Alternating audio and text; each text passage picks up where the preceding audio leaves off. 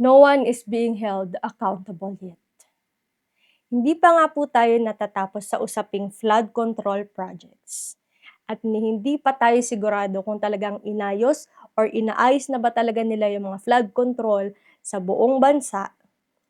Papasok na po unti-unti ang mga bagyo. And yet, may isang balita rin pong pumasok na ang Oceana Gold Corporation ay maplano mag-invest ng 1.9 billion US dollars para palawakin ang kanilang operation dito sa Pilipinas na DDPO Gold Copper Mine hanggang 2037. Yun po yung balitang-balita ngayon na nakamiting po ni PBBM sa pagpunta nila doon sa Canada.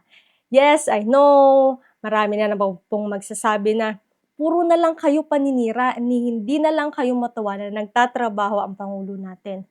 But wait, that's not my point here, okay? Hear me out first. Kasi may negative or may positive man pong sasabihin ang bawat tao, it's a must for a public official na gawin nila yung kanilang tungkulin. Gets mo?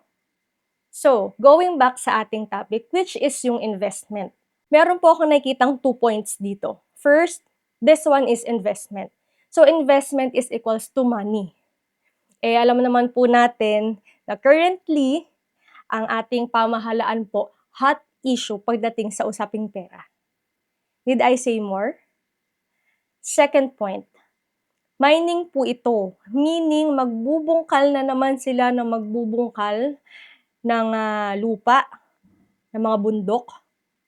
At kung sinasabi nila na palalawakin nila yung kanilang operation at a longer term until 2037, ibig sabihin po nito, mas maraming puno ang puputulin.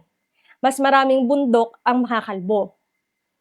And kung hindi pa po maayos yung flood control projects at palalawakin na nila yung kanilang operations. And mind you, hindi lang po itong mining company na ito, marami pong mining company sa Pilipinas. Kung hindi sila magre-replant ng mga puno bago sila magputol at hindi po maayos yung flood control project at bubuhos po ang ulan, ano pong senaryo ang mangyayari na sa Pilipinas. Isang paalala lang po, bago po kayo magalit sa aking pagtatanong, isipin nyo rin po muna yung magiging negative at positive na dadalhin ng planong investment na ito, lalo na sa current situation na meron tayo. Let me know your thoughts in the comments.